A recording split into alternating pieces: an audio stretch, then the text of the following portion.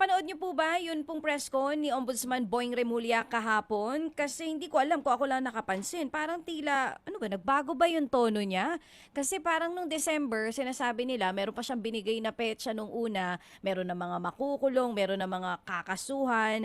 Sa pahayag kahapon ng Ombudsman, ang sinasabi na niya, hindi na siya magbibigay ng timeline sa paghahain ng kaso and even dun sa pagpapakulong sa mga sangkot dito po sa flood control scandal. Anong reaksyon niyo po dito? Ayan, siyempre, ah, pinapahayag natin ang ating galit at dismaya no, sa nangyayari na pinangako nila, natatandaan po, December 15, may Mhm. makukulong raw na big fish. May mga lalabas sa bagong warrant of arrest. Pero wala. No, ang closest to a big fish that we have is Diskaya. Pero bukod doon, senador, kongresista, walang major na nakasuhan at o nakulong. Ang congressman lang na nakasuhan ay si Saldico, pero yun pang nasa ibang bansa, di ba? So sa tingin ko ay napansin nating lahat nga no yung medyo pagbabago ng tono. Siguro in-anticipate din kasi nila na after ng Christmas season magkakaroon ng kaunting tulog o lull. Siyempre nag-focus ang mga tao sa celebration, Pasko, reunions, etc. So ngayon January parang ano pa lang magre-recover pa lang tayo ulit sa mga nangyari nung December, di ba? So kaya maganda itong nangyayari ngayon na gusto nating ipaalala sa ating mga kababayan na tuloy ang laban. Kasi parang nananamlay ang gobyerno doon sa laban sa korupsyon, tayo dapat ang talagang patuloy na mga lampag. No? Kaugnay niyan, ah, sa tingin natin, tiyak na magkakaroon ng malaking rally ulit sa February 25. Kasi apat na pong anibersaryo ito ng EDSA 1. At pagpapaalala ito ulit sa taong bayan at sa gobyerno. Ano ang kapangyarihan ng mga mamamayan kapag nagsama-sama? May magagawa. May pwedeng baguhin sa lipunan pag nagsama-sama tayo. So yun po ang focus natin sa ngayon, kasabay pa ng siyempre ay pagpapalakas sa inabot na natin. So kinakausap natin iba't ibang grupo, iba't ibang organisasyon, nasa process tayo ng consolidation para eventually sa February 25, hopefully, sama-sama ang lahat ng grupo. So yun po ang ginagawa natin ngayon. At yung ilan sa ating mga kasama sa Kilusang Bayan kontra Corakot, I think ay naghahanda na rin para sa posibleng filing ng impeachment case kay VP Sara Duterte kasi nung nakaraang taon, na-unsyami yun, definitely this year, sigurado matutuloy ulit yan. At pinag-aaralan din ang posibilidad na kung may sapat na ebidensyang matitipon ng posibleng koneksyon ng palasyo sa flood control scam, pwede rin na magkaroon ng impeachment case laban sa ating president. Okay, so dalawang bagay na po ito. Sure ball Feb 25, there's going to be a big rally happening in time for the dito nga po sa pagdiriwang ng EDSA. Pero hindi pa sigurado, nakikipag-usap pa po kayo sa iba't ibang grupo kung isang venue na lamang po ito. And then yung sinasabi nyo rin kanina, posible na yung talagang filing ng impeachment case against VP Sara, pero nangangalap na rin po kayo ngayon ng mga ebidensya dito sa flood control scandal. Kung makikita talagang may kaugnayan sa Pangulong Marcos Jr., maghahain din po kayo kasama ang iba pang grupo ng impeachment dito po kay President Marcos Jr. Tama po ba yon? Open po tayo sa ganoong posibilidad kasi nakita natin maraming undersecretary at cabinet secretary mismo ay tila isinangkot ng mga resource persons sa mga sinasabing may kinalaman din dito sa flood control, mga malalapit sa presidente sa palasyo at tumanggap rin si President Marcos ng campaign donations from contractors. So pinag-aaralan natin lahat ng available na datos at umaasa tayo na magkakaroon pa ng mga future whistleblowers, may mga lalabas pang ebidensya. Basta tuloy-tuloy na mapalawak at mapalalim ang investigasyon. Kaya yun nga ang panawagan natin sa ombudsman at iba pang ahensya. Seryosohin nila yung trabaho nila, di ba? No sacred cows. Wala dapat santuhin ang investigasyon. Kasi parang nagkalimutan noong December, ngayon, hindi pwede yan. So kaya yun din ang gusto natin mangyari sa ating mga kababayan. Tuloy-tuloy natin pag-usapan, tuloy-tuloy tayo mag-usap-usap, magpalakas, magparami para sa Feb 25 at lagpas pa siguradong ipapangalampag natin ito na wakasan na ang sistema ng mga corrupt na political dynasty. Oo. Prof. David, saan yung magiging venue natin since anniversary yan ng EDSA? Sa EDSA po ba yan or sa Luneta? Sa ngayon, wala pang definite na napag-uusapan pero malaki ang posibilidad na may program sa EDSA, no, most probably. Pero siguro open din sa possibility na kung sa Metro Manila, pwede kasi ang mangyari, di ba? Pwedeng umaga may pagtitipon din sa Luneta kasi hindi naman lahat nakakapunta sa EDSA pero magsasama-sama sa hapon sa EDSA. Yun yung isang possibility.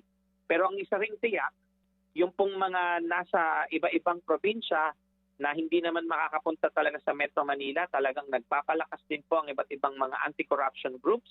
We are in coordination with them, no, sa iba-ibang lugar para magkaroon din ng mga major protests or rallies sa iba-ibang lugar sa Pilipinas sa araw na yon. So magiging pambansang araw ng protesta laban sa korupsyon ulit itong 40th anniversary ng EDSA People Power 1 sa February 25. Professor, I would like to respectfully remind you of what happened itong pinakahuling inyong supposed to be rally sa Luneta, ha?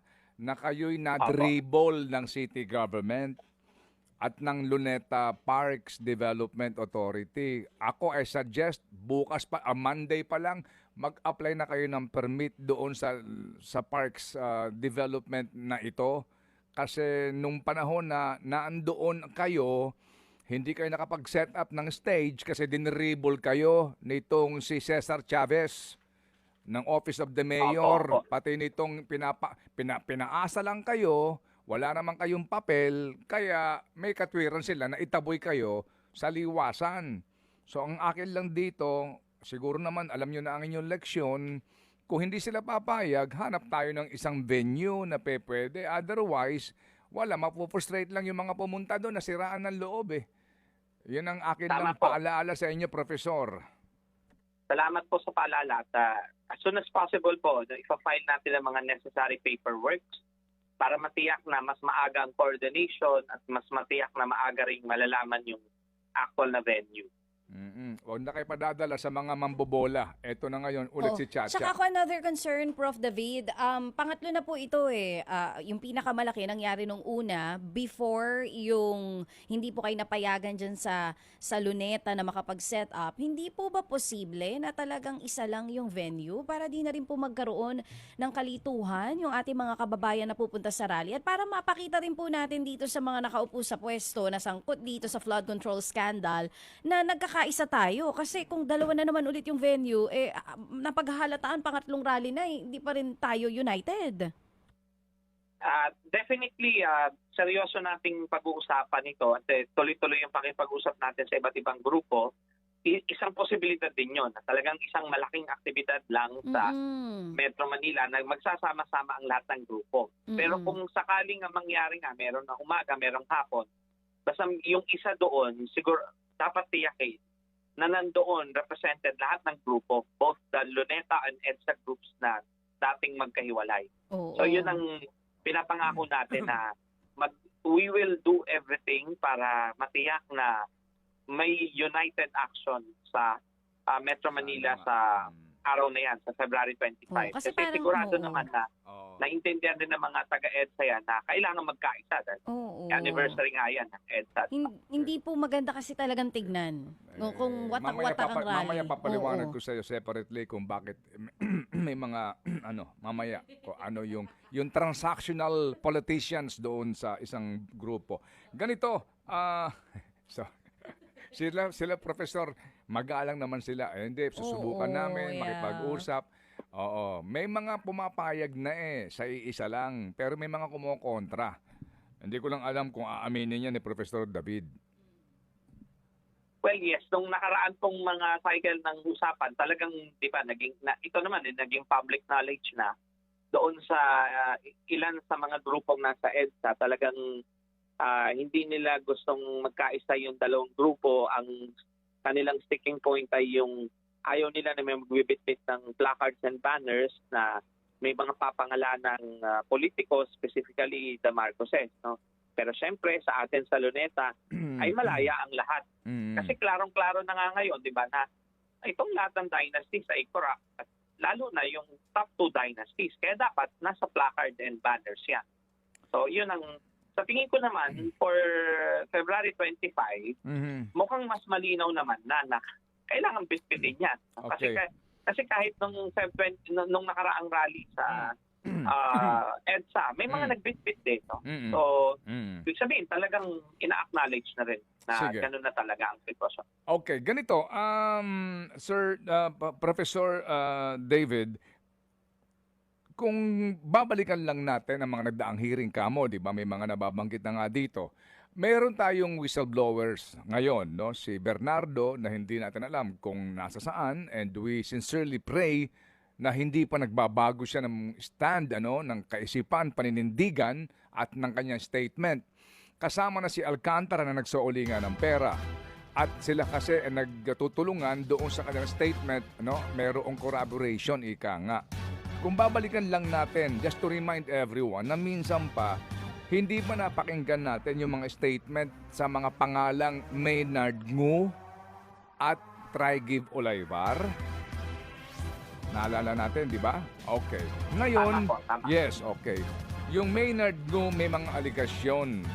Oo, dito sa affidavit mismo nitong si Bernardo, siya mismo ang katransaksyon at sa kanya mismo nagkatid ng pera. Sa office sa Makati at maging sa Valenzuela. Okay, for specific politician, and then may mga sinasabing koneksyon ito sa mga nakapwesto. Ngayon, meron din yung Trygive. Sa huli pong talumpati at papaliwanag ng Senator Ping Lacson, ito yung sinasabi na pinaghahatiran ng bilyong piso, umabot sa 2 bilyon sa basement ng isang hotel at pinupuno yung isang armored van. Naalala mo? Tama po. Yes, okay. And then, ang sinasabi nga nung Trygive daw na huwag ka muna mag-deliver kasi puno na eh. Oo, di ba parang tsaka na tayo mag-usap kasi busy kami. Habang bilyon-bilyon ang inihahatid sa kanya. Oo. Pero napansin mo, walang banggit nitong 2 starring na ito sa alimang investigasyon na nangyayari ngayon pati sa ICI na hindi ito pinatawag itong 2 ito eh. Anong take mo Yan dito? nga po. Anong take mo dito? Yan, kaya iyan nga po ang posibilidad na talagang si Maynard mo ay may malaking posibilidad na may mas malaking tao pa nasa likod niya. Kasi sa ngayon nga, parang wala pang warrant of arrest at hindi nga yata napatawag sa mga investigasyon. Pero kung tama ang pagkakatanda ko, kasama siya sa pinangalanan ni Undersecretary Bernardo. Yung affidavit ni Bernardo, ginamit para makasuhan si Saldico. Kaya yun ang panawagan natin sa gobyerno. Seryosohin din ang paghahanap ng ebidensya o datos tungkol kay Maynard Ngu kasi binanggit siya ni Bernardo eh. So imposible na hindi siya sangkot sa nangyayari. So ang pwedeng gawin ng ombudsman, kalkalin lahat ng dokumento tungkol kay Maynard Ngu at ang kanyang posibleng connection dito sa mga nangyari sa flood control.